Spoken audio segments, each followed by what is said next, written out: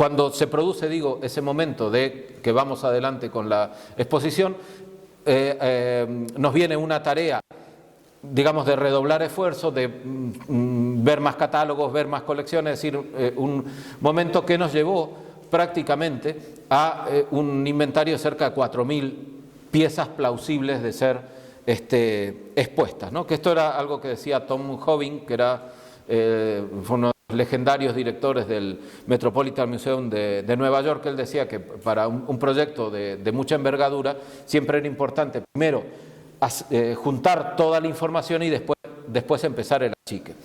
Y este achique también tenía un condicionante que era las propias salas de la Fundación Juan March, que son 480 metros cuadrados. En 480 metros cuadrados, desde nuestro concepto expositivo, debíamos incluir 2 siglos, porque arrancamos a finales del siglo XVIII, o sea, y llegamos hasta hoy, es decir, 2 siglos y hasta un poquito más.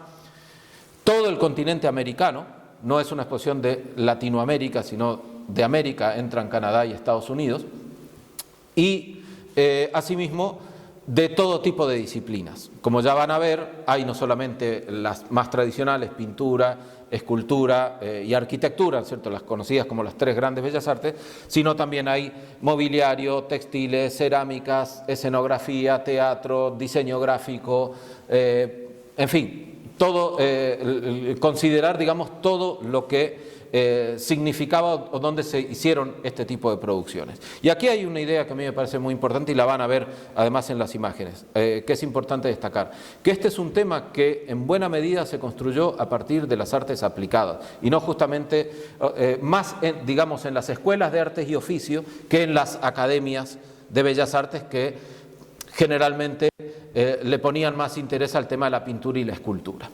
Entonces, esta situación, digamos, marca los propios contenidos y la definición de la exposición, y sobre todo a partir de allí fue que empezamos a pensar en las secciones y las subsecciones dentro de la exposición que se definieron primeramente por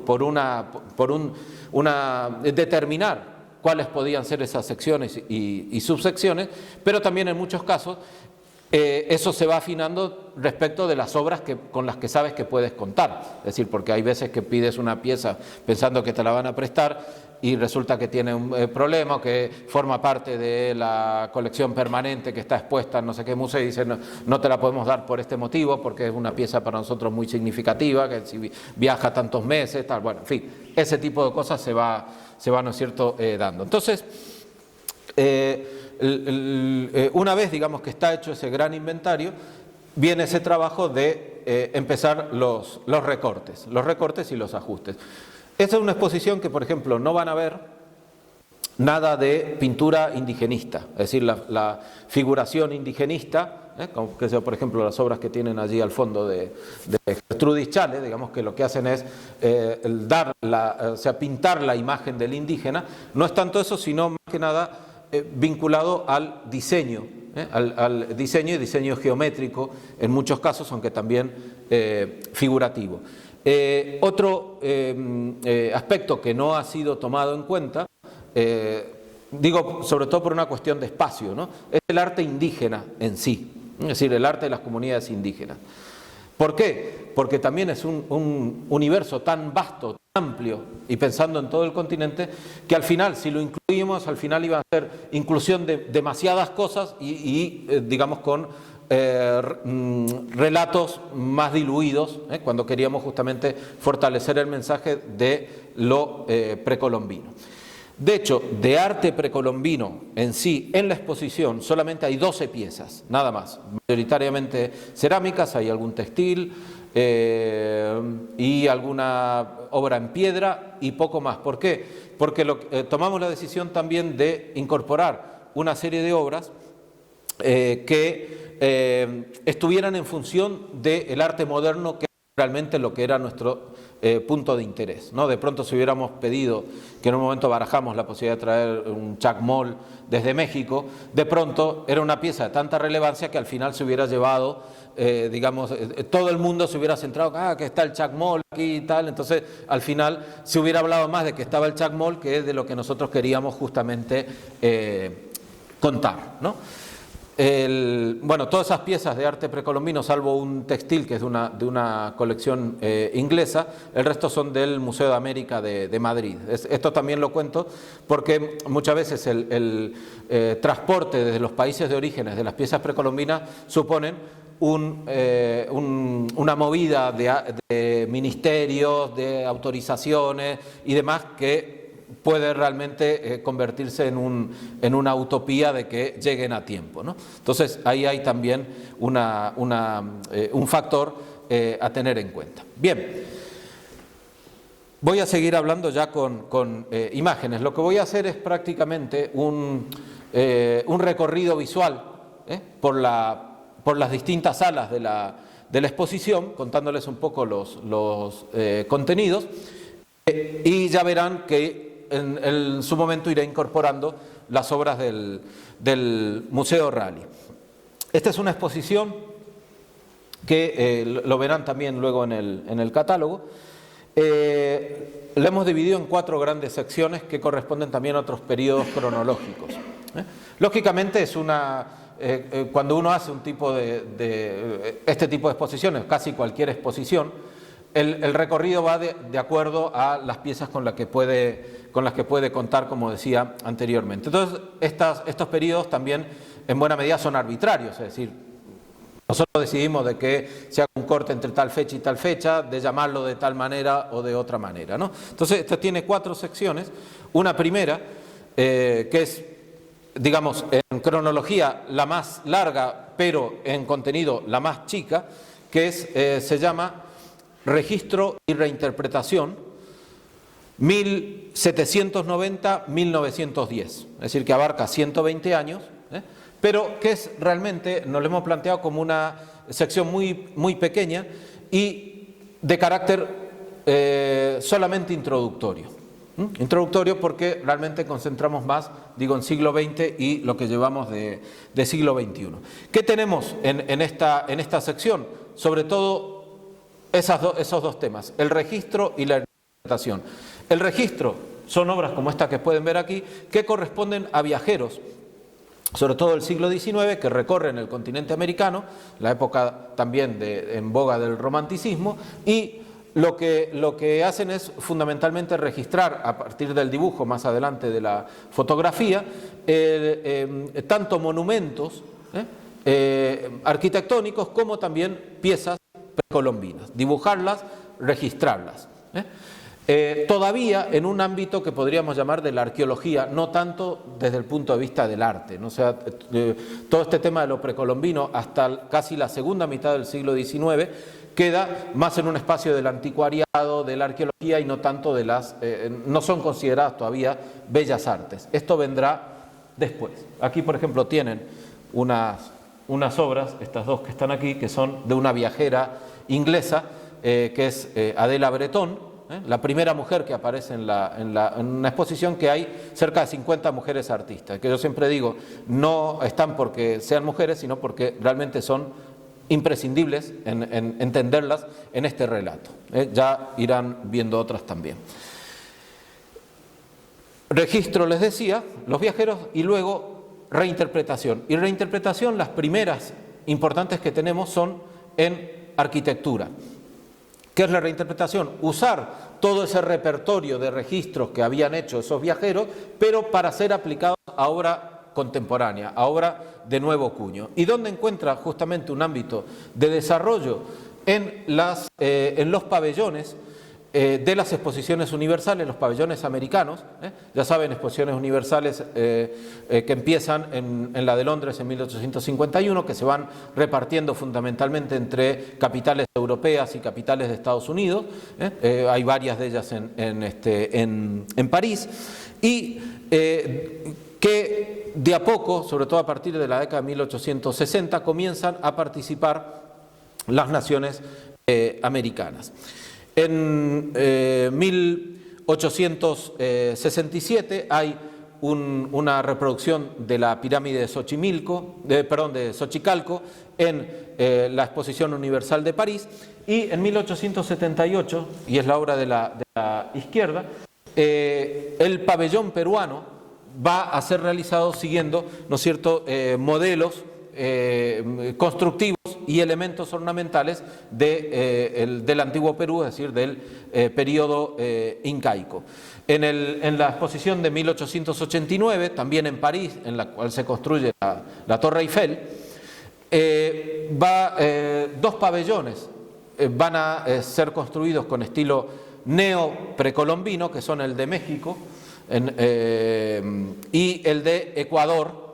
También, además de, y a ellos pertenecen estas dos obras, una de las atracciones de esa exposición va a ser un proyecto del arquitecto Charles Garnier, que se tituló La historia de la habitación humana, y en el cual, en esa historia de la habitación humana, incorporó una casa azteca y una casa incaica.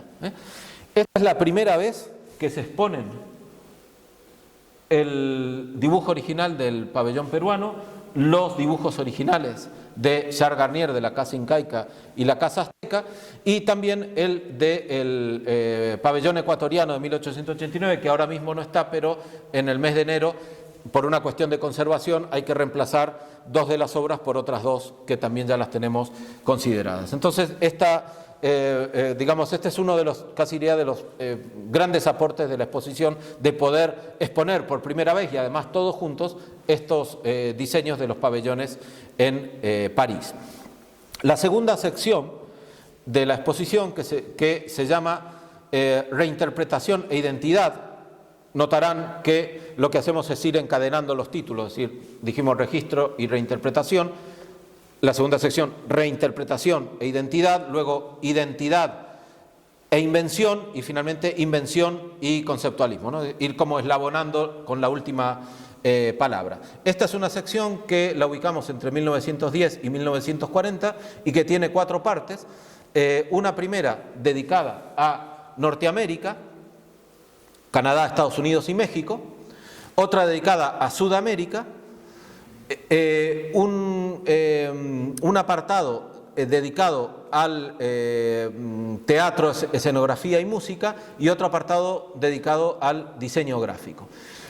Estos fueron decisiones lógicamente curatoriales. Es decir, ¿por qué? Porque este es un periodo donde justamente todo aquello que les comentaba de las escuelas de artes y oficios comienzan a tener un arraigo, se fundan nuevas escuelas de arte y oficio, se reactivan algunas que existían pero que estaban un poco quedadas en el tiempo, y en esa reactivación de las escuelas de arte y oficio lo precolombino va a jugar un papel fundamental desde un punto de vista de lo manual, de lo práctico, pero también de lo identitario, incardinándose con la celebración de los centenarios de las independencias en América Latina, como también el estallido de la Primera Guerra Mundial, que es en la que se pone, digamos, en tela de juicio el modelo cultural europeo. Entonces hay una senda de americanismo que comienza, digamos, a potenciarse en ese momento. Y es entonces, claro, nosotros, ¿qué nos pasaba con este periodo? Que nos encontrábamos, que teníamos diseños de arquitectura, que teníamos mobiliario, que teníamos escultura, que teníamos pintura, joyas, libros ilustrados y demás. Entonces, claro, decía, no iba a juntarlas por disciplina, no iba a ser tan atractivo, quizás se hubiera mostrado también igual. Y entonces pensamos, digo, bueno, cómo armar habitaciones, una especie de decir, bueno, ¿cómo se podría habitar lo precolombino, ¿no? Entonces generar unas salas tanto para Norteamérica como para Sudamérica donde coexistieran todo este tipo de elementos, ¿no? Entonces aquí, por ejemplo, en esta sala pueden ver proyectos de arquitectura que se continúan, es decir, hay una continuidad respecto de esa primera sala que les mostré anteriormente, está aquí, es decir, un pasillo que pasa por aquí.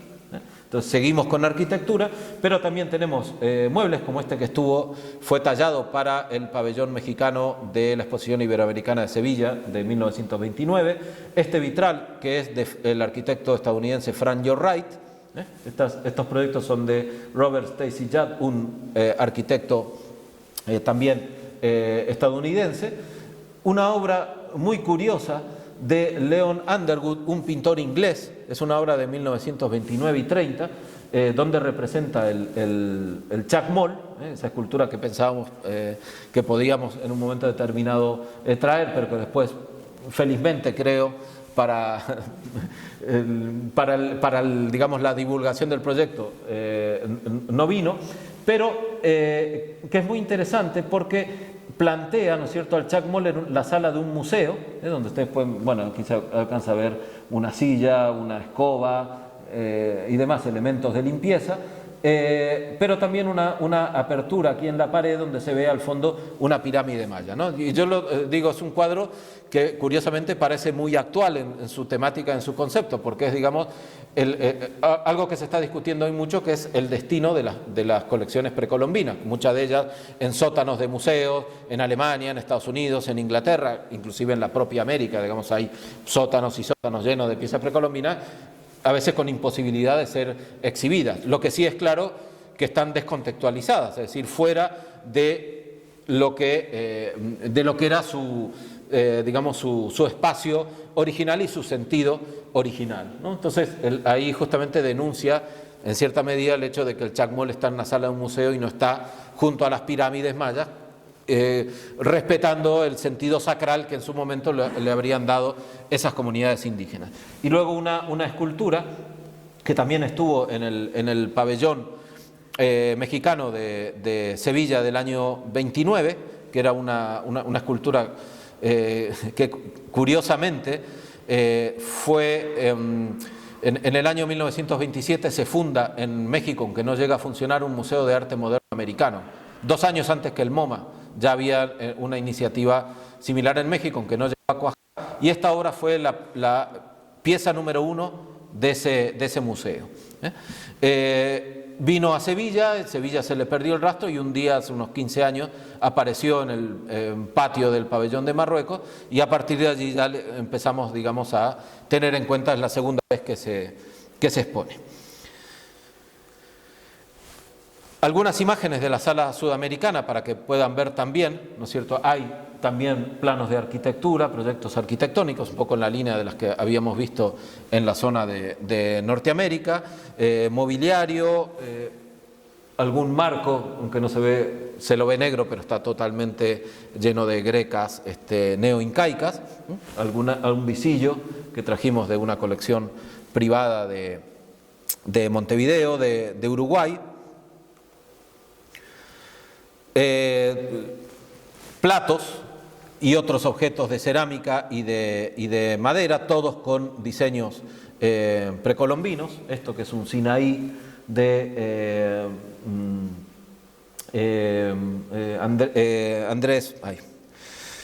Julián de la Herrería, artista paraguayo, que también es autor de este plato.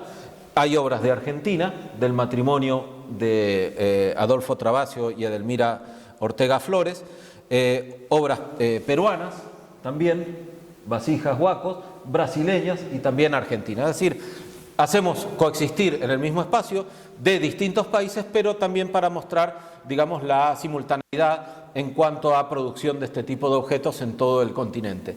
Quiero decirles que muchas veces esto, que uno ya lo puede con la distancia y el tiempo armarlo como un discurso internacional, por así decirlo, en ese momento era muy difícil de percibirse, porque no eran el tipo de obras que se exhibían ni en salones, ni nada, eran, digamos, una producción más sujeta, como digo, a escuelas de arte y oficio, algunos casos exposiciones de artes aplicadas que se hacían, pero no muchos, con lo cual esto también nos habla de una circulación de información y de que al final en un país y en otro se llegaban a procesos bastante similares, aún sin tener un contacto directo.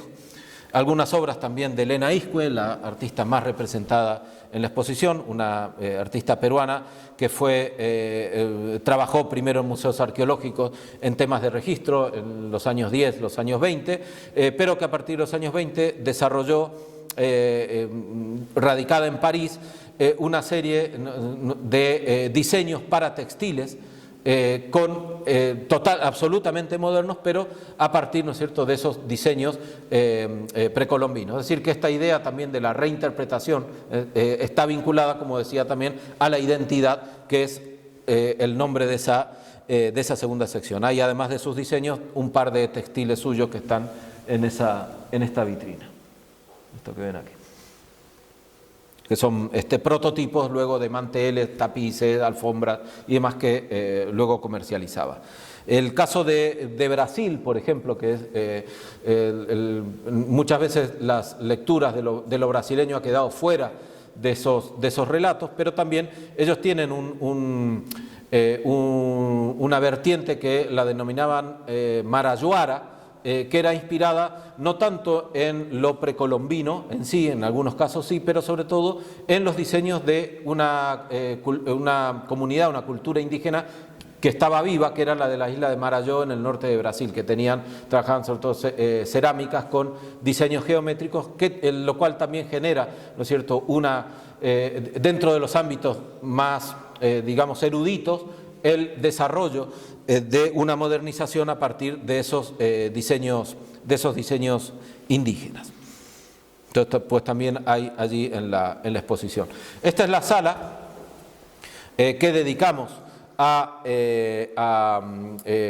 teatro, música, danza, donde hay fotografías, donde hay partituras, carteles, escenografías originales, libros ilustrados, en fin, un apartado bastante completo y con obras de México, con obras de Estados Unidos, con obras brasileñas, argentinas, peruanas, es decir, también mostrando esa variedad que perseguimos en todas estas secciones, ¿no? Esta es como cuando uno entra, es realmente un espacio cuadrado. Entonces, esta es la visión cuando uno entra a esa sala y esta es la visión, digamos, cuando uno sale, que allá pueden ver al fondo los muebles y demás que les mostraba en diapositivas anteriores, ¿no? Como para que se hagan también así una especie de composición del lugar de cómo se circula en la exposición. Este es el inicio de la tercera sección, que la titulamos Identidad e Invención. Aquí ya vamos a empezar a ver obras del Museo Rally,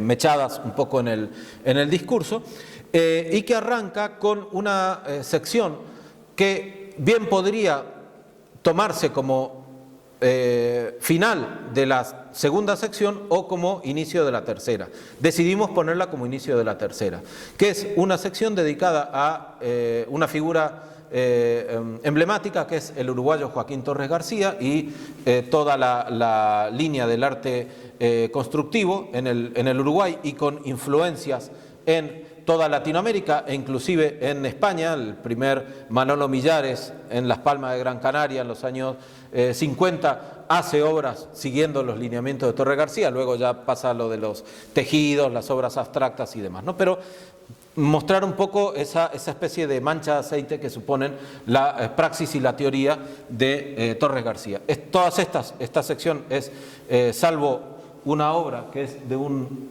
español, Luis Castellanos, del año 34, el resto son todas obras de artistas uruguayos, especialmente Francisco Mato, que ahora les voy a mostrar algunas obras, que fue un artista quizás el más implicado con lo precolombino, tanto que armó una muy buena colección de arte precolombino, escribió libros que algunos de ellos no se editaron, tenemos algo de eso también, de esos inéditos en la exposición, pero está también, bueno, lógicamente el propio Torres García, Augusto Torres, uno de sus hijos, está José Gurvich también, Gonzalo Fonseca, Josep Collell, que era un catalán radicado allí, en fin, un muestrario bastante amplio, y decía que perfectamente podría haber sido un cierre de la sección segunda, porque nosotros en esta sección vemos también que hay óleos, dibujos, diseño gráfico, aquí por ejemplo ven pinturas en cuero, como lo hacían los tehuelches en la Patagonia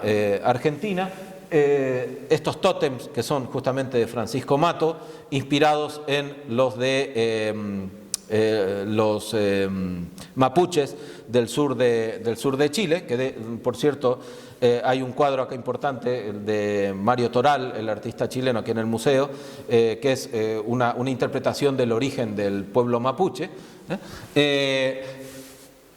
Y a él le había impactado mucho, digamos, unas esculturas en madera tallada, y a partir de ello hizo varias series de tótems, sobre todo en los años 70. También son obras de él, y las que están en la vitrina, también de Francisco Mato, es decir, casi tiene una especie de mini sección para sus propias producciones.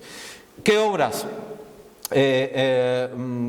seleccioné del Museo Rally, o de las colecciones del Museo Rally, que perfectamente podrían haberse integrado a esta sección, o que están justamente en esa línea?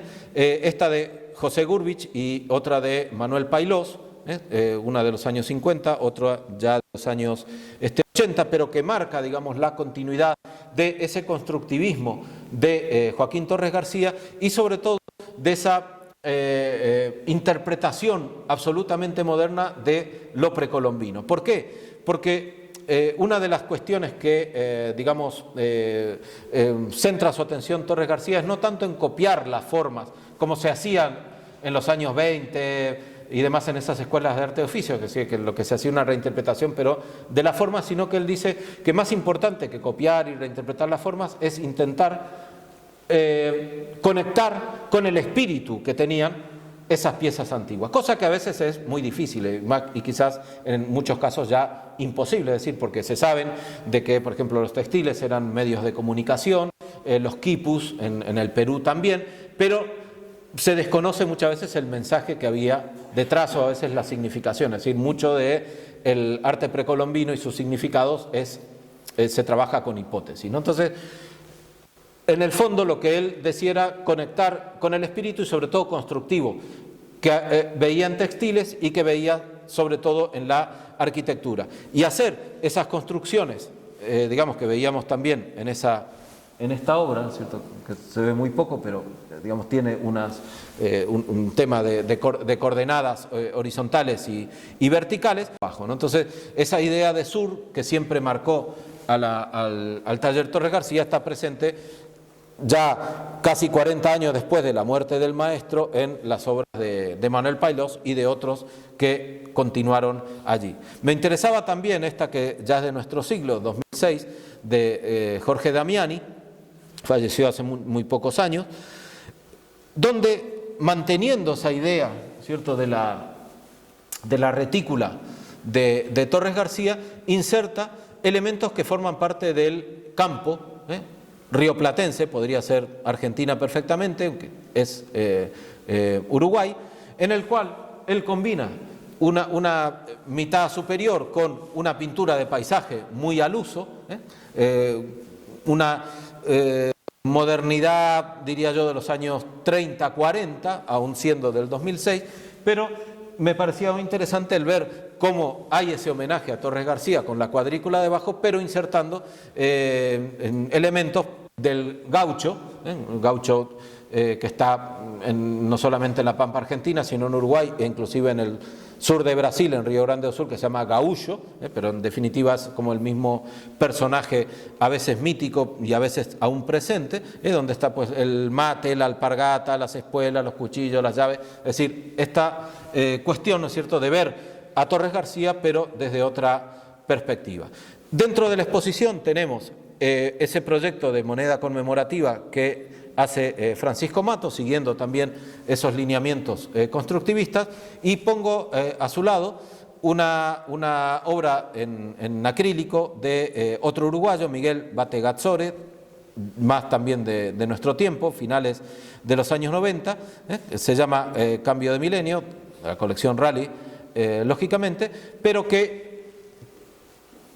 tiene, digamos, una conexión directa, tanto en el formato como también en esa inserción de diversos signos, signos del zodíaco y otros elementos, muchos de ellos estructurales, esto claramente vinculado, ¿no es cierto?, a América, desde un punto de vista casi de un templo, de un altar, con esto que puede ser perfectamente un sol, no sé si lo es, pero puede ser, sí lo es, lógicamente, el del medio de la composición, lo mismo que es la máscara sintética en el caso de Francisco Mato, y que muestra también, ¿no es cierto?, esas amplísimas derivaciones que tuvo el taller Torres García. Saliendo de ese sector de Torres García, hay un espacio que es dentro de la exposición el espacio mayor desde un punto de vista de las dimensiones, siempre dentro de ese periodo de identidad e invención, que tiene, además de la sección de Torres García, otras partes, otras subsecciones. Una de ellas, esta pared de la izquierda, que está dedicada a la abstracción geométrica, un espacio central que está dedicado a esculturas de muy diversos formatos, de muy diversos materiales, muy diversas propuestas, y la pared de la derecha que está dedicada a la otra abstracción, la abstracción lírica. La abstracción geométrica, lógicamente, es a partir de la línea, la abstracción lírica más a partir del color, y también la inserción de lo que llamamos el signo arcaico, en el cual también lo veíamos en algún sentido en el caso de Torres García.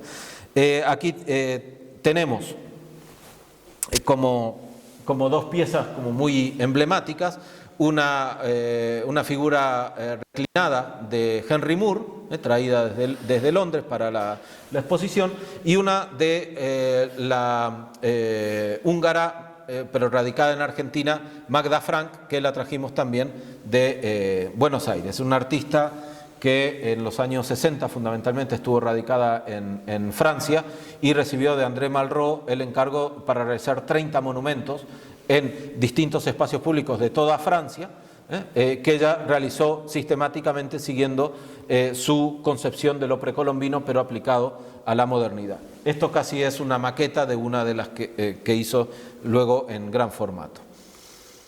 Aquí lo tienen desde otra perspectiva. Y aquí mostrar justamente dentro de la colección del Museo Rally la presencia de esa figura reclinada de Henry Moore, en un caso a partir de una litografía, en otro una escultura en bronce. Arriba les puse el chacmol del conjunto arqueológico de Chichén Itzá en Yucatán, que siempre Henry Moore reconoció que había sido su gran modelo a seguir. Entonces, este tema de la figura reclinada es algo que le empieza en los años 20 con diseño, luego en los años 30 ya comienza a realizar sistemáticamente, a finales de los años 20, sistemáticamente esculturas siguiendo este modelo del chacmol, pero es una práctica que la llevó prácticamente hasta el final de sus días. Esta es la visión de esa misma sala, pero desde el otro lado, ¿no? Aquí, por ejemplo, ven esto de Torres García que les mostraba en detalle anteriormente. Aquí tienen el Henry Moore, es decir, desde el otro lado. Y voy a centrar ahora en esa, bueno, primero en unas obras que están aquí y luego en esa pared. Para mostrarle algunos detalles de lo geométrico, obras de muy diversa procedencia. Este es de Ligia Pape, se llama teselar, que es tejido o telar en portugués, que ella realiza en los años 50, es una obra de Reina Sofía. Joseph Albers, alemán, pero exiliado en Estados Unidos durante la Segunda Guerra Mundial, uno de los personajes junto a Annie Albers, su esposa, tejedora,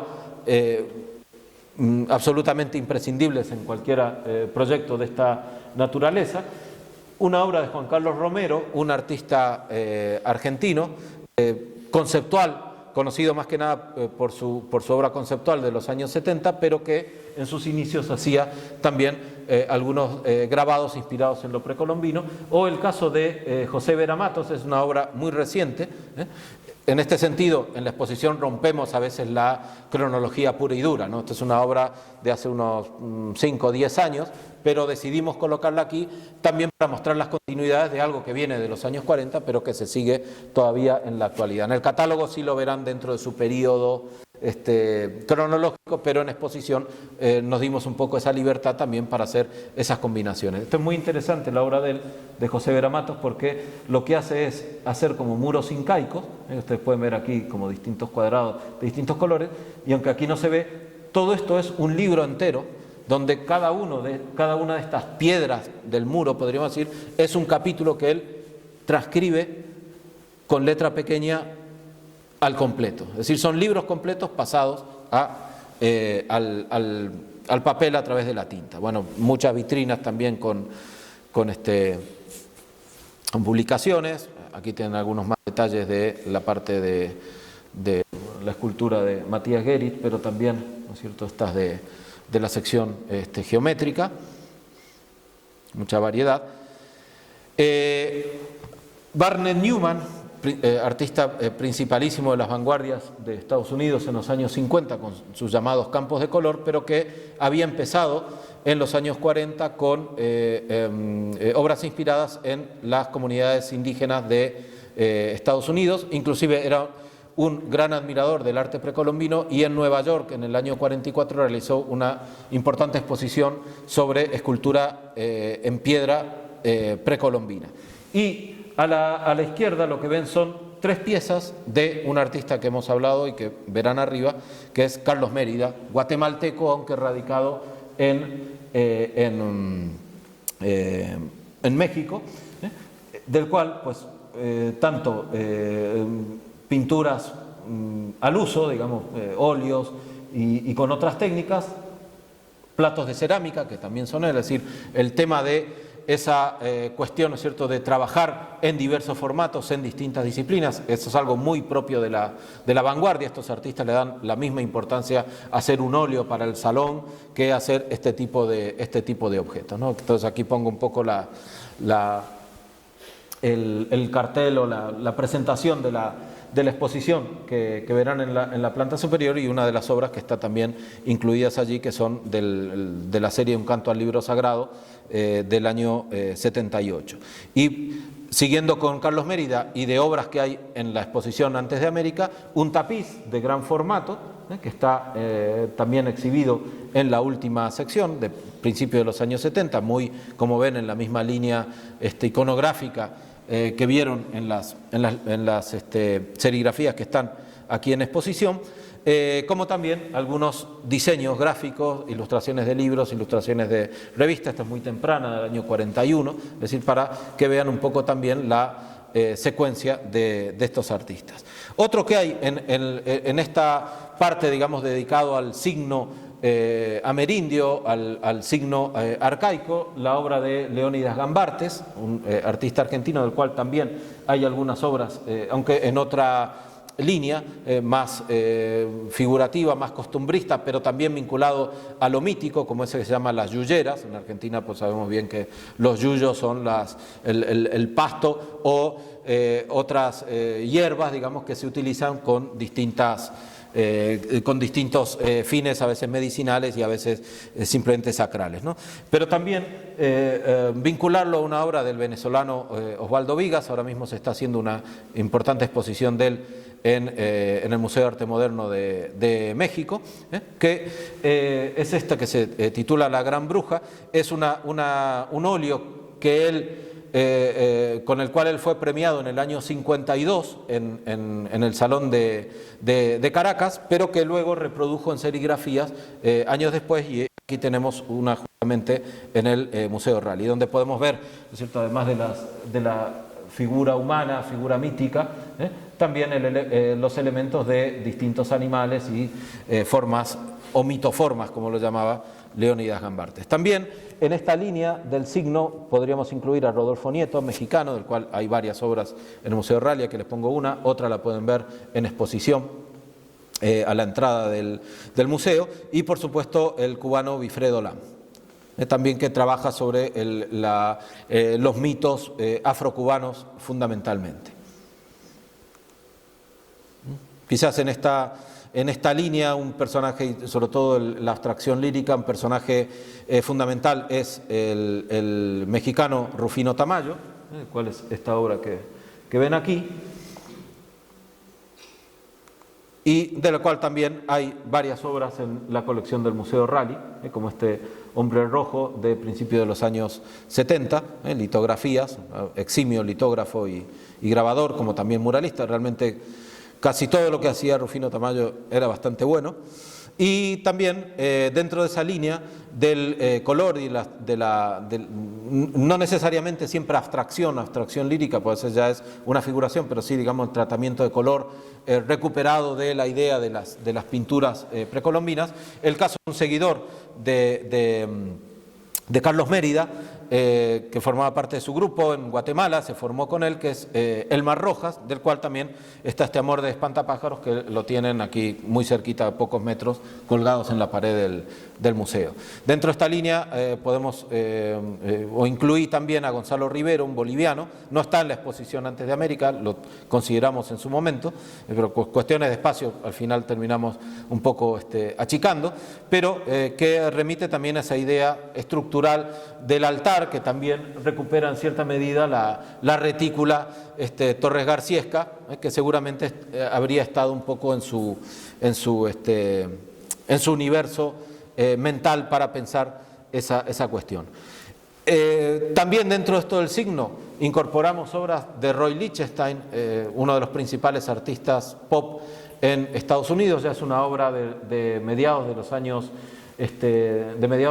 70, inspirada en pictografías de comunidades indígenas de Estados Unidos, pero interpretadas desde la óptica netamente pop que hacía él, trabajando, ¿no es cierto?, sobre las viñetas de cómic, que las reproducía, digamos, a gran tamaño. Entonces, en su trabajo esto va derivando también a propuestas como esta ya, digamos, posterior, como digo, a los años 60. Aquí también hay una cuestión, como decía, y por eso llamamos identidad e invención, porque ya no es tanto, ya se ha superado esa idea de tener que copiar el motivo, representar el motivo, sino que ya directamente lo precolombino es una excusa, un basamento que le sirve al artista, pero para hacer su invención, hacer la obra a su manera.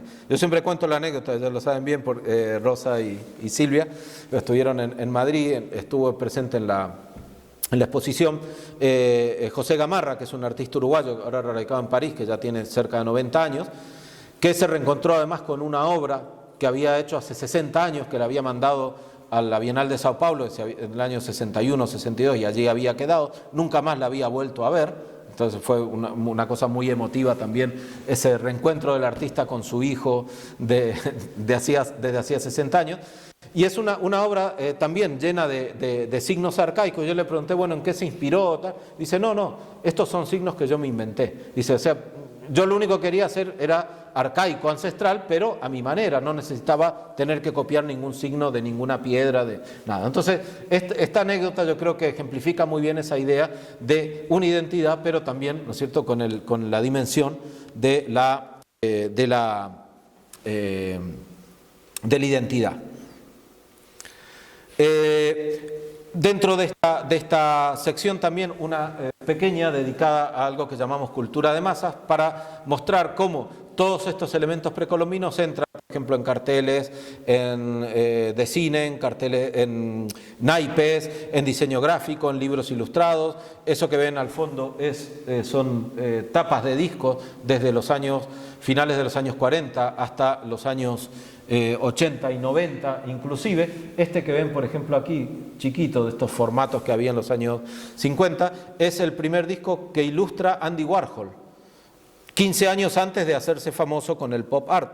Él fue diseñador gráfico y lo primero que ilustra, el primer encargo, es para un disco del mexicano Carlos Chávez. Entonces él reproduce elementos aztecas allí en el disco, ¿no? Luego un apartado con máscaras, que también aparecen en esta vitrina, la obra del Museo Rally, la obra de Roberto Mata, que señalaba anteriormente Rosa y que ahora les voy a mostrar en detalle, y también esta obra de Cecilia Vicuña, artista chilena que fue premiada con su trayectoria en la Bienal de Venecia del año pasado. Aquí tienen la obra de la serie Iberoamérica de Roberto Mata, la que está en exposición. A la izquierda también les pongo otra, esta araucana, La historia es redonda, también con elementos precolombinos, planteado casi como una historieta, como un cómic que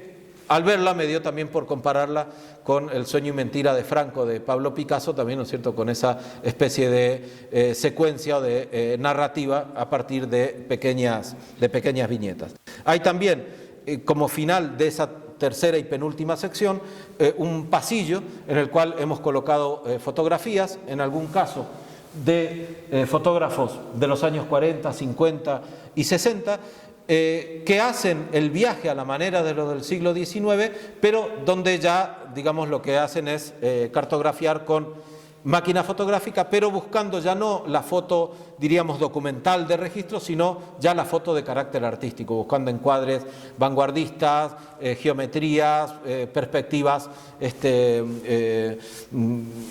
digamos, dinámicas, de arriba abajo, en fin, y hay peruanos, venezolanos, argentinos y demás. Y en la pared de enfrente, otro tipo de fotografía más de carácter experimental, utilizando el collage en algunos casos, y una serie de fotografías también que recuperan la idea de la arquitectura, que en muchos casos se está produciendo actualmente en zonas sobre todo turísticas, en la Riviera Maya, en zonas del Perú también, una arquitectura inspirada en lo precolombino, pero con un carácter más, casi diríamos kitsch, menos serio, entre comillas, que las que se hacían en el siglo XIX y en el siglo XX, ¿no? O sea, muchas de carácter popular y muchas como con colorinches, como pueden ver en esa del peruano Mario Silva, tomada en el norte del Perú. La última sección, la sección que se llama Invención y Conceptualismos, tiene 4 partes, una muy pequeña de esculturas, o sea, esto es una continuidad de aquella isla, como de esas grandes islas de esculturas que había en el pasillo principal de la exposición que les mostré anteriormente, pero sobre todo hay 3 partes que me interesa mucho destacar. Una dedicada a land art o arte en el territorio, que es una práctica conceptualista que toma arraigo sobre todo desde finales de los años 60 y sobre todo en los años 70, y que va a tener también expresiones en el arte latinoamericano y vinculado sobre todo a las líneas de Nazca y a otros elementos espaciales de esas grandes plazas, ¿no es cierto?, precolombinas de Teotihuacán o de las canchas en la zona incaica. Otra subsección correspondiente a textiles, aquí pueden ver el de Carlos Mérida, que les mostraba en detalle anteriormente para que vean un poco el tamaño. Este es un textil Wari, que les decía, de una colección privada inglesa, y luego esto por ejemplo está hecho en plumas, es decir, hay distintas variables de cómo el tejido ha también invadido, ¿no es cierto?, los territorios del arte contemporáneo. Les decía hace un momento de Cecilia Vicuña, premiada el año pasado en la Bienal de Venecia, que yo siempre digo, bueno, es como que junta en ella como 3, entre comillas, marginalidades, ¿no? Es decir, una mujer chilena, es decir, que no es ni europea ni estadounidense, y además tejedora, es decir, el premio a una tejedora, no a un pintor, un escultor y demás, ¿no? Entonces, hay una cuestión que también me interesa vincularla a algo que sucedió este año acá en España. El Premio Nacional de Artes Plásticas se le da a Teresa Lanceta, tejedora también, que la teníamos en exposición y que tiene un lugar de preeminencia. Deciros que ya habíamos decidido incluirla y en ese lugar antes de que le dieran el premio, así que no fue una estrategia de aprovechar una circunstancia. Un tejido además inspirado en los navajos, aunque ella trabaja en Valencia. Y el cierre de la exposición es una pared en el cual recreamos esa idea de los almacenes de los museos con las piezas descontextualizadas. Pero es una pared que tiene, por un lado, piezas precolombinas, pero también piezas de cerámica contemporáneas. Hay inclusive una de Paul Gauguin, de finales del siglo XIX, hay una de Paco Durrio, orfebre y escultor vasco de principios del siglo XX, que había estudiado cerámica justamente con Gauguin, y después de varias artistas peruanas, está Susana Torres, está también aquí Ana de Orbegoso, Cuculí Velarde. Esta obra es de Sandra Gamarra, peruana, radicada en Madrid, que va a ser la representante de España en la Bienal de Venecia del año que viene. Es la primera vez que España asiste con una artista que no es, artista, varón o mujer, da igual, que no es española. Esto es de Gala Porrasquín, un artista colombiano-estadounidense, pero que, como pueden ver, las obras que elegimos, los óleos que elegimos, hacen alusión y se integran perfectamente en la estructura de madera, ¿no? O sea, son cuadros que reproducen también ese tipo de motivos, ¿no? Este, por ejemplo, es muy... Estos de aquí son muy, este de aquí, que es muy curioso, no se ve en detalle, y este también lo que tienen es un código QR, que lleva, si uno lo escanea con el móvil, lo lleva al proyecto que se llama Paleofuturismo, que es el proyecto de este artista, se llama Raúl Cerrillo Álvarez. Luego hay aquí, bueno, unas maquetas también arquitectónicas.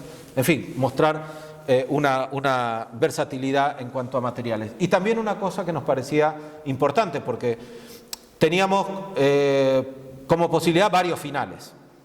Es decir, al final, hoy por hoy el tema está muy vigente. Si esta exposición la hiciéramos dentro de 10 años, esta última sala cambiaría seguramente, porque habría nuevos artistas con nuevas producciones, distintas seguramente, pero optamos por justamente privilegiar sobre todo textiles y cerámicas casi como homenaje al inicio de la exposición, digamos que a las escuelas de arte y oficios que realmente fueron las que iniciaron ese recorrido a principios del siglo XX. Y todo este tipo de materiales hoy justamente, y este tema de los premios a las artistas del textil lo corrobora, es algo que las nuevas prácticas museísticas están dándole una importancia tremenda.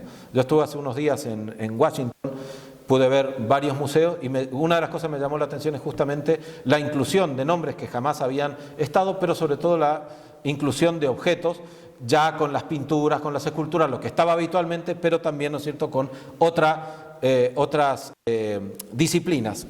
Entonces, en cierta medida corresponde también a esta idea que aplicamos para terminar la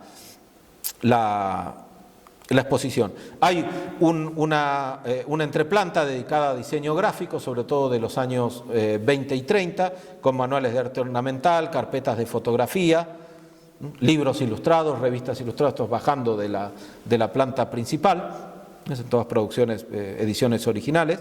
Hay otra planta más abajo dentro de la fundación dedicada a videoarte, así que también se incorpora, pero también teníamos otras líneas de trabajo que no podíamos incorporar por cuestiones de espacio, como eran instalaciones y el cine. Entonces, se hizo en el Museo de Arte Abstracto de Cuenca una exposición de instalaciones de Pedro Lach, un artista mexicano, y en el caso del Museo de la Fundación Juan Mar de Palma de Mallorca, una de otro mexicano también, Chavis Mármol.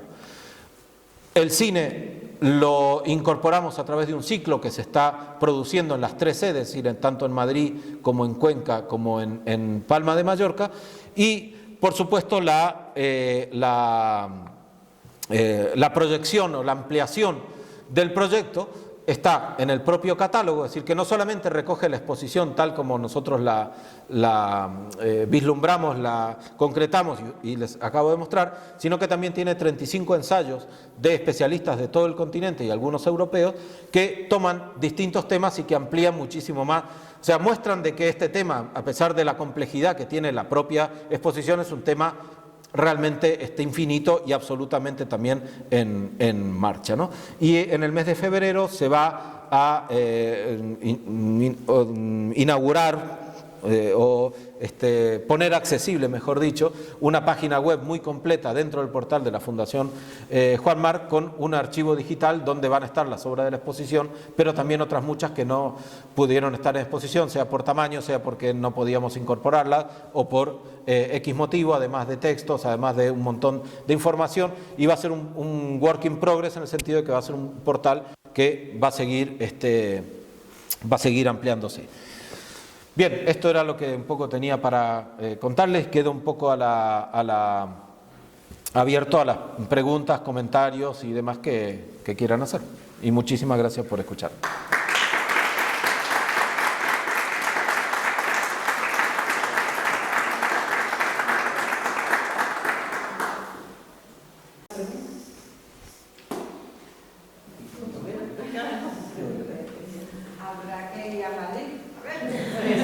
De verdad, no es porque sea yo el comisario ni nada, pero realmente es milagroso el que se hayan juntado en un mismo espacio todas esas obras.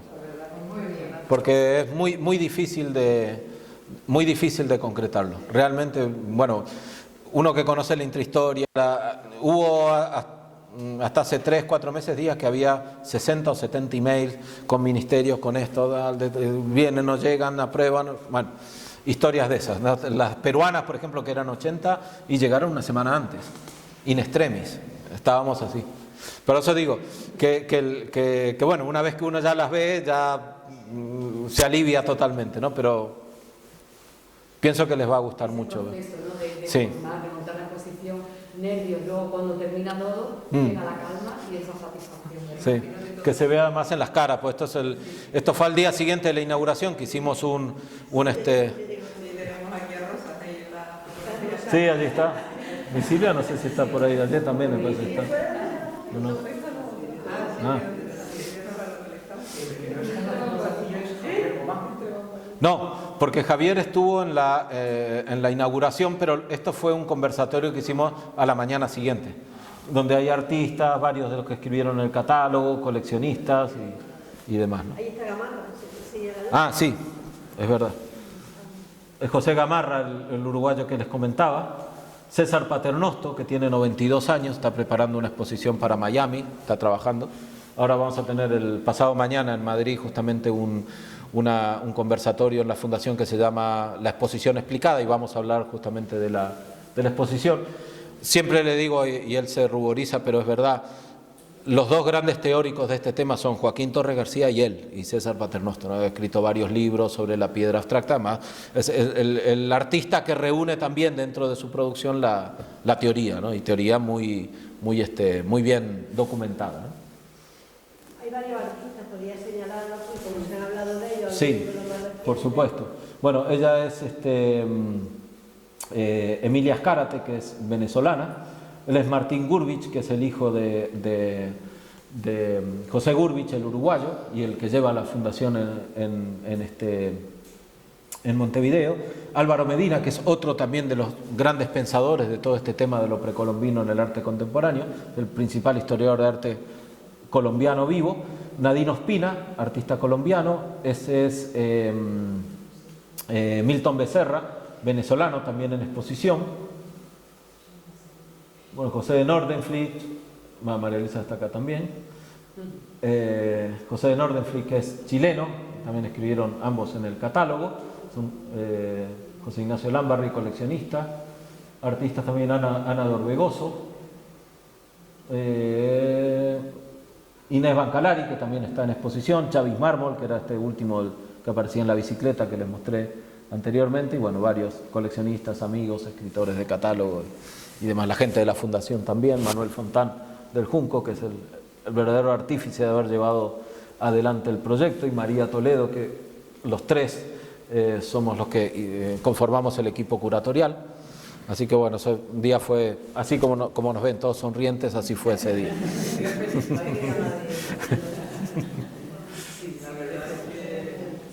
Sobre todo por ver toda esa obra, ¿no? Esa cantidad de obra reunida de tanto. Sí. Muy bien, pues enhorabuena. Sí, gracias a todos los que han colaborado para que esto esté ahora mismo ya a punto de Y tienen que hacer un tour. Sí, de juntarse y hacer, ¿no? Y ir como decimos en Argentina, en patota, ir en grupo así a... Sí, sí, claro. No, quería hacer una pregunta un poco oportunista. Quiero aprovechar la oportunidad de algo que usted mencionó de pasada, el que usted habló del arte andino. Y lo diferenció un poco de las bellas artes. Yo pienso en la artesanía. ¿Cuál es la frontera? En el caso de América Latina también en concreto, en el que yo creo que se mezclan, porque pienso yo conozco más sobre todo el arte y la artesanía peruana y no sé, López Santay, considerado artesano. El retablo ayacuchano. No, y las tablas de Sarwa. No. Los cuellos largos, Mendívil. Sí, en Cusco, sí. Pero podrían también haber estado. ¿Cuál es la frontera entre la artesanía y las bellas artes, o sea, la cultura? A ver. Para usted, No. o si hay... Hay varias cuestiones. Una, como decía al principio, lo que realmente elegimos en caso de la exposición en concreto, como itinerario, era digamos, la reinterpretación de lo precolombino en un ámbito que podríamos llamar erudito. O sea, por eso el arte popular y demás no entró. Ahora bien, sobre ese tema, yo creo que se están produciendo cambios importantes, ¿no? Es decir, el que vienen ya, en el caso de Perú, por ejemplo, en los años 70, el caso de Joaquín López Santay, fue muy polémico es un artista que hacía estos retablos ayacuchanos. Claro, le dan el Premio Nacional de las Artes en el año 76 y todos los pintores, los que siempre recibían y los que estaban siempre en los salones nacionales, se quejan de que cómo se da un premio de arte a uno que era artesano, ¿no? Entonces, esa es una polémica que se genera, pero efectivamente existen las otras familias, los Mendívil en el barrio de San Blas en Cusco, el Banán Poma, las tablas de Sarwa, es decir, hay, bueno, todo lo que hay ahora también de arte amazónico que está, digamos, poniéndose en boga. Yo creo que de a poco esas fronteras se fueron rompiendo, ¿no? Porque inclusive el propio concepto de arte termina siendo bastante conflictivo, ¿no? Como todas las terminologías, al final todas se están poniendo en discusión. Seguimos usando el término precolombino, porque todavía no tenemos uno mejor para explicarlo, pero es un término que se emite desde la contraposición, es antes de algo, pero no es algo enunciado en sí mismo, ¿no? Pero bueno, hasta que quizás dentro de 10 años haya un término que nos sirva para enterrar el precolombino y llamarlo de otra manera, pero por ahora no. Entonces, con arte pasa igual. Por ejemplo, hay un crítico de arte peruano que escribe además en el catálogo, se llama Gustavo Buntings. Él no habla nunca de artistas, él habla de artífices. Susana Torres, que es esta artista, le mostraba los guacos en la... Ay, perdón, tengo que ir un poco atrás. Bueno, esto es de aquí, ¿no? Esto es un autorretrato de ella como si fuera un guaco moche, ¿no? Entonces, Gustavo Buntings es marido de ella. En el artículo escribe sobre la obra y la llama la artífice Susana Torres, es decir, justamente para romper el que exista el artista y el artesano. Artífice, puede ser artista o puede ser artesano y elige, ¿no es cierto?, ese camino, ¿no? Yo creo que digamos, esas canonizaciones se están rompiendo en los últimos tiempos bastante, ¿no?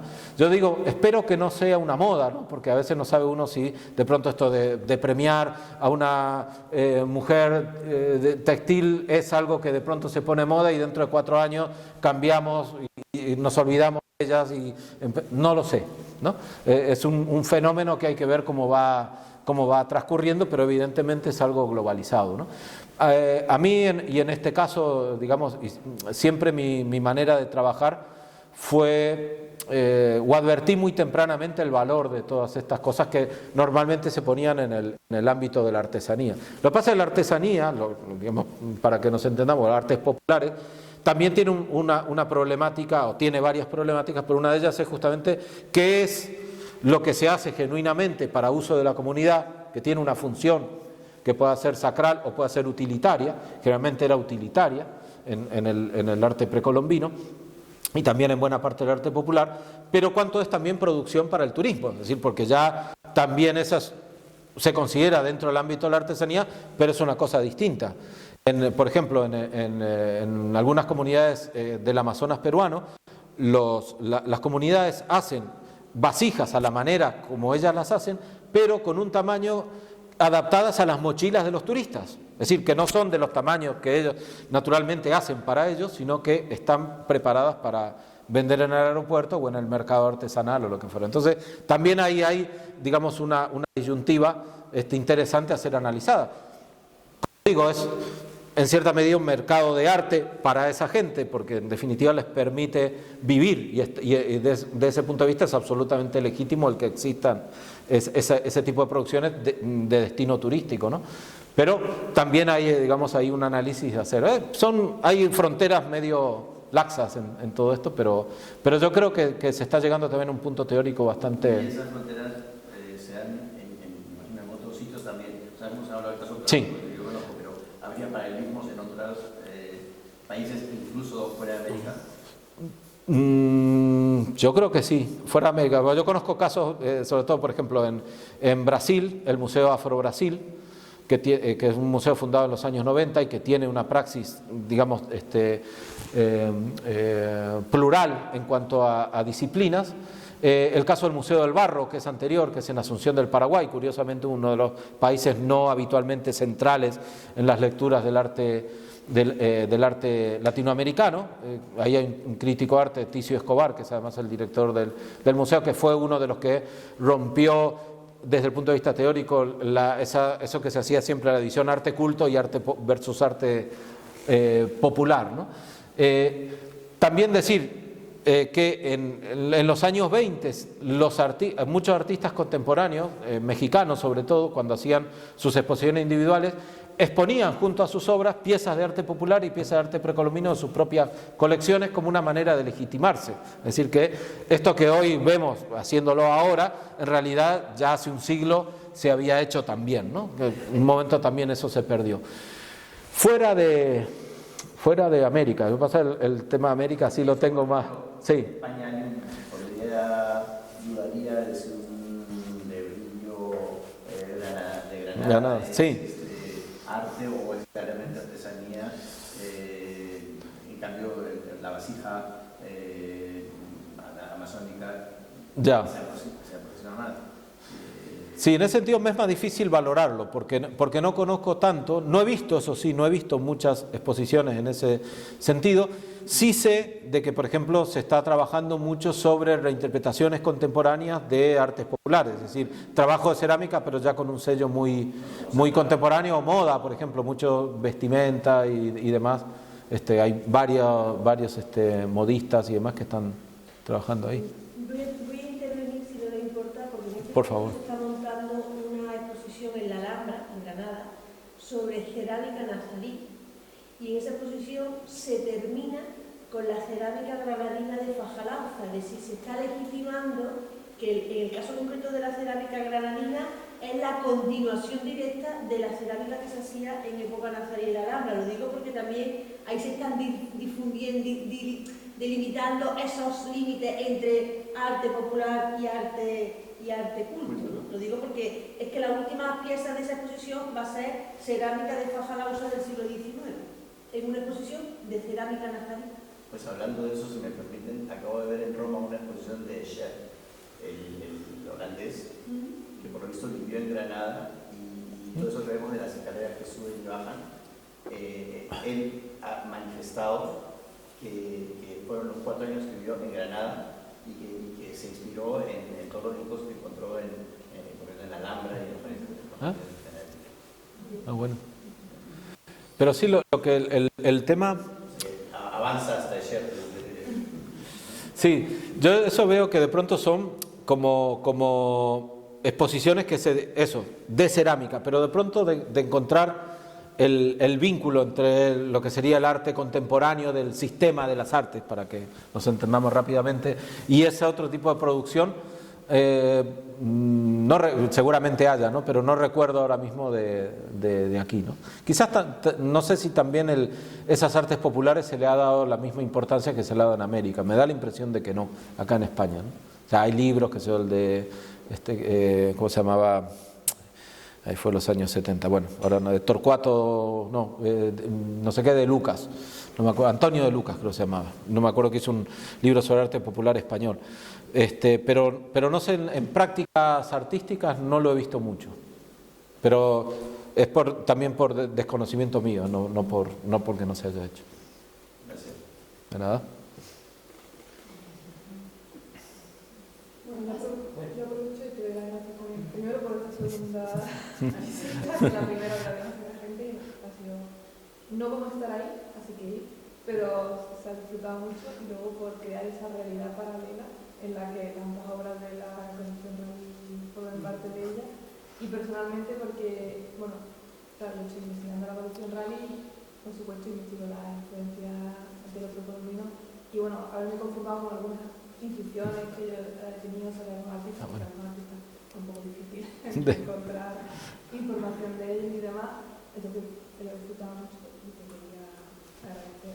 Muchísimas gracias. El proyecto logístico, enhorabuena y monumental, pero pienso que a nivel intelectual, a nivel de referente y como todo lo que decíamos allí, ¿no? Todo lo que se ha sentado en ese pequeño catálogo y la web, que también me parece porque claro, yo te iba a preguntar cómo va a continuar esto, es que hay tantas vías abiertas que es imposible saber a nivel personal o que ahí forma parte de este proyecto, cada uno tendréis vuestras ideas, ¿no? Pero ahí hay tantos hilos de electricidad y la web de alguna manera va a hacer un poquito más así, ¿no?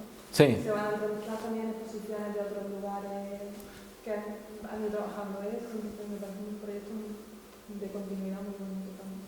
Que enhorabuena por todas las que tenéis todos los frentes abiertos, la música, porque no lo ha dicho, pero también había Es un mural sonoro, es verdad. un mural sonoro, era como cada esquina, porque claro, imaginaos eso, recorriéndolo con un montón de gente, dabas la vuelta a una esquina y de repente algo te sorprendía y te atrapaba, y dabas la vuelta a una esquina y era otra vez igual. Fue muy... No, además sí, es verdad que tarda absolutamente todos los que salían decían, necesito 2 o 3 pasadas, ¿no? Porque sí, y la emoción de la gente, ¿no? Sí, totalmente. El proyecto web, lo que justamente estamos incorporando exposiciones que se hicieron en los últimos años, que tienen una web o que buscamos información y demás. Hay algunas que se están haciendo ahora mismo también, por ejemplo, una en la Galería López Quiroga, en la Ciudad de México, que es uno de los prestadores también para Antes de América, y que inauguró, yo les escribí el prólogo, fue la semana pasada, una exposición llamada El pasado en construcción, que fue un título también que le di yo, y hicieron una especie de exposición con obras que tenían en la propia galería, pero digamos, vinculada a este mismo tema. Hay otras que se están haciendo y otras que se harán, y todas ellas las iremos incorporando, ¿no? Yo, desde el punto de vista, digamos, conceptual, clarísimamente, digamos, una exposición, aún en toda su complejidad, es de puntas de ovillo que se pueden seguir tirando y armando otros proyectos escritos o expositivos a partir de ello, ¿no? Y yo siempre digo que es una exposición doblemente contrahegemónica, porque por un lado, bueno, siempre se ha hablado, ¿cierto?, los relatos hegemónicos que siempre están dominados por Occidente, una época París, luego Nueva York, pero siempre queda todo en el norte, más que occidental, que sería América en el mapa que tenemos, ¿no?, Europa y África en el centro, Asia del otro lado y en el occidente América. Realmente el occidente en el concepto es el norte, ¿no?, Estados Unidos y Europa, ¿no? Y entonces este es un relato que nace mucho de América Latina y que incorpora a Estados Unidos y a Canadá. Normalmente era al revés, es decir, se hacía una exposición en Estados Unidos y estábamos todos felices de que de pronto nos consideraran a los latinoamericanos, ¿no? Entonces aquí como dar un poco vuelta a esa tortilla. Pero también es contrahegemónica respecto al propio relato del arte latinoamericano, que este tema jamás lo tuvo como una línea, digamos, a tener en cuenta de la manera por lo menos que intentamos hacerlo nosotros. Entonces eso me parece también importante, ¿no? Generalmente nuestra modernidad en lo que ha sido desde el punto de vista historiográfico, no de la praxis artística, no le ha dado tanta importancia a ese mirar al pasado, ¿no? Y yo creo que en definitiva, y eso los aymaras y otras comunidades indígenas siempre dicen, lo que hacemos nosotros es caminar hacia el pasado, ¿no? O sea, y ahí también hay una cuestión importante en el concepto, el futuro queda atrás, estamos en el presente, caminamos hacia el pasado y el futuro queda atrás, ¿no? Entonces hay un poco también de este pensamiento en lo que es la mirada de esta exposición, ¿no? No, es un concepto que no tengo muy claro todavía cómo va, pero ahora estoy viendo futurismo mesoamericano o ¿Afrofuturismo? Futurismo, o sea, lo hace como, lo que yo entendí es, bueno, pues no era futurismo mesoamericano, futurismo mexicano, era como reivindicar ese origen, esa identidad a través del arte originario en el arte contemporáneo o del futuro, sí, reivindicar que se parta desde ahí y no desde las escuelas que se le han ido sumando, imponiendo o generando en el futuro, que venía de Europa o contemporáneo actual, pero como reivindicar esa raíz, pero en el futuro. Sí, no, y hay implícito en todo esto, digamos, una cuestión de romper con los relatos que han sido lineales, ¿no? Siempre se dijo en el arte europeo, por ejemplo, que Kandinsky había sido el primer artista abstracto, ¿no? Y de pronto apareció como de la nada hace unos años Hilma af Klint, que aparecieron los cuadros de ella, tal, que eran anteriores, y ya se convirtió en la pionera, pero después apareció otra que estaba en Inglaterra, que había estado en las Canarias en los años 60, no sé qué, del siglo XIX, que también era abstracta y ya no sé qué. Y decía, bueno, ¿y qué pasa con los textiles? Como aparece el perro de Goya. Exactamente, es que le saca a uno la cabeza, pero vamos más atrás, los textiles andinos. Abstracción geométrica pura y dura, con trasfondo, que lamentablemente no conocemos los mensajes que había en ellos, pero es una abstracción de hace muchos siglos, y ahí estaba, y está también en la arquitectura incaica. Eso lo dice mucho Paternoster, eso es una de las bases del trabajo teórico y plástico también de Paternoster. Pero ¿por qué no hay esa consideración, digamos, en el relato ese tan discutible que se llama arte universal? Armado desde Europa, que se empieza, por supuesto, en Asia, no sé qué, hasta que lo podemos traer a Grecia y Roma y después ya continuar con el relato, ¿no? Y eso que decía George Kubler cuando escribía sobre la configuración del tiempo, que decía, parece que hubiera pasado más en 3 décadas del siglo XVIII, de finales del siglo XVIII en París, que miles de años en la antigua China, ¿no?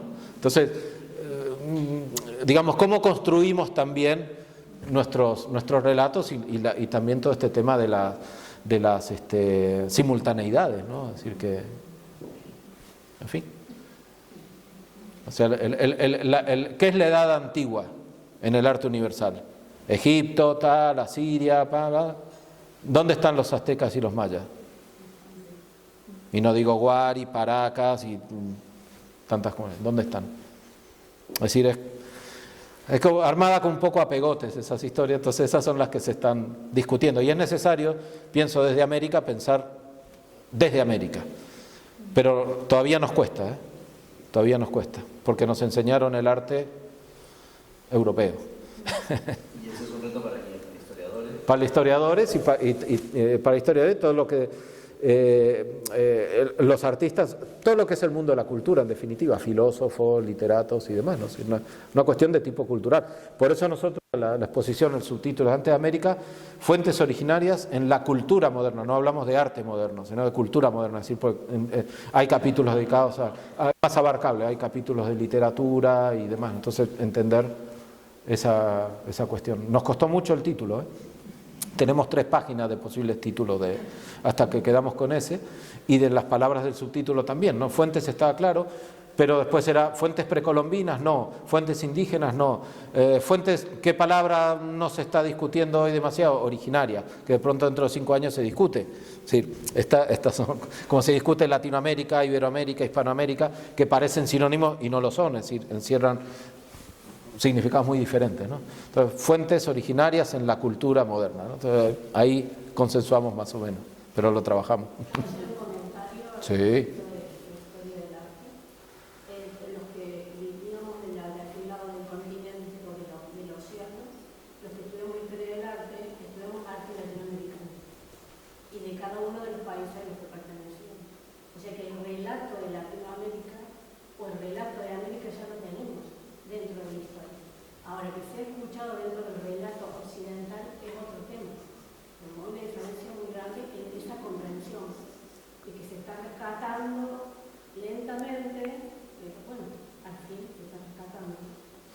El estudio del arte y de la arquitectura latinoamericana en nuestras universidades, yo diría que empieza en los finales de los 70 y a partir de los 80 sí ya tiene una presencia. Yo recuerdo, por ejemplo, cuando hice la carrera en el Chaco, en el norte de Argentina, hice carrera de historia, pero teníamos una historia del arte, era arte europeo.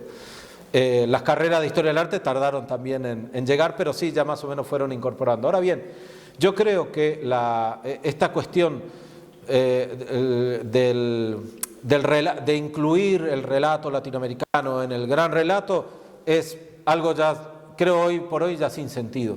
Sin sentido por una cuestión muy, muy sencilla, y esto se ve mucho a partir de los años 80 con la posmodernidad. Es decir, esa idea de decir, bien, rompemos la lectura canónica que fue armado la modernidad y ahora vamos a ser inclusivos. Pero también hay una cuestión por parte, sobre todo de Estados Unidos, de seguir manejando el relato. Es decir, abrimos el juego, pero seguimos manejando. ¿Qué va a ser América Latina? El arte de lo fantástico. Frida Kahlo, los monitos, la fruta. Hay una exposición que se hace en el año 87 que se llama Art of the Fantastic, arte latinoamericano. O sea, como que ustedes pueden entrar, pero con este relato. Entonces, ¿qué pasa con el arte latinoamericano en todo esto? Hay dos posibilidades. Si quiere entrar, tiene que copiar lo que están haciendo los grandes centros, con lo cual entramos como segundones. Si hacemos algo distinto a lo que hacen los grandes centros, no entramos porque hacemos algo distinto y es otra. Entonces, siempre vamos a ser el hermano pobre del sistema. Tenemos toda la de perder. Entonces, ¿qué hay que hacer? Olvidarse. Hacer nuestro relato como se está haciendo ahora. Estamos haciendo nuestro relato desde Latinoamérica y seguir un poco en esa línea. La misma idea de centro-periferia. ¿Desde qué centro? ¿Quién decide qué es el centro y por qué la periferia? ¿No puede ser Estados Unidos la periferia de un relato latinoamericano? En cierta medida. No lo planteo así, pero podría ser este proyecto. Pero es decir, y yo quiero hacer un arte local de mi ciudad, de mi pueblo, de mi región o lo que fuera, lo convierto en centro. Ese es el centro.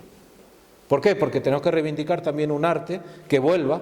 Pienso yo, yo soy favorable a un arte que vuelva, digamos, a la sociedad, que vuelva al pueblo, no como se ha convertido hoy mucho el arte, que son objetos de lujo vendidos a millones en centros para lavado de dinero o para coleccionismo absolutamente legítimo, ¿no? Exactamente, y que los precios están en función de no sé qué, de marcas, ¿no? Al final son marcas de lujo que las estás pagando no porque te guste la obra, sino porque quieres tener en tu casa un tiburón de Damien Hirst, no porque te guste el tiburón en formol de Damien Hirst, sino para que el que venga diga, este tiene 50 millones, Entonces, para mí, y todo este tema de las artes aplicadas, lo que tiene de bueno, pienso, es que también están pensando, ¿cierto?, en función de recuperar algo que perdimos en América a finales del siglo XVIII con el arribo de las que eran justamente los talleres artesanales que funcionaron también en el barroco y en la colonia y que los desmanteló el despotismo ilustrado y las academias, y que recién vuelven a principios del siglo XX con toda esta producción que de cualquier manera hasta hace muy poco fue despreciada por muchas de estas obras que están en exposición, están en las bodegas de los museos, muchas, porque nadie les dio importancia.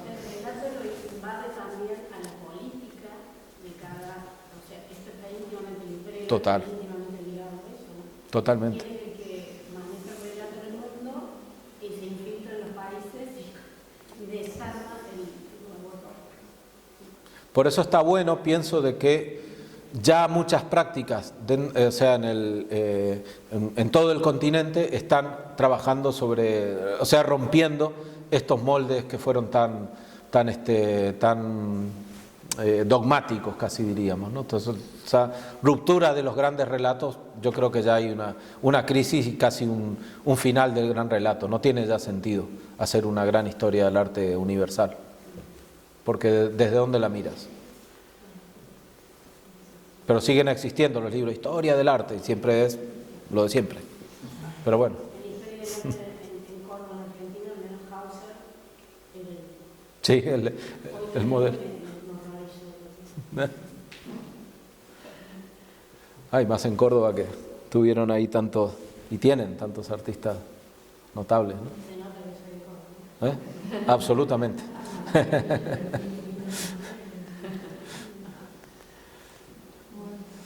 Bueno, muy bien.